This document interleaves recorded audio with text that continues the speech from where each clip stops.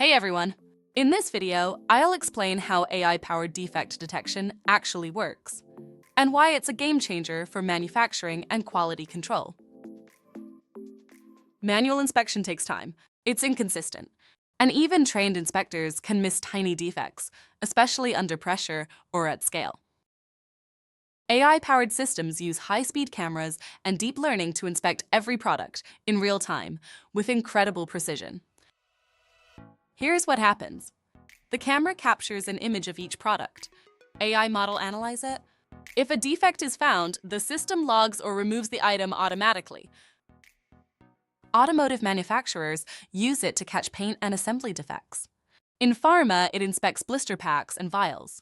And in electronics, it scans for PCB or soldering issues. This isn't just about catching flaws. It's about scaling your production without compromising on quality, reducing waste, and preventing costly recalls. That's how AI is transforming quality control through automated defect detection. Want to learn how to set this up in your own operations? Check out the full blog post. The link's in the description. Got questions? Drop them below. Like if you found this helpful. And don't forget to subscribe for more sharp, real-world AI explainers from VisionX.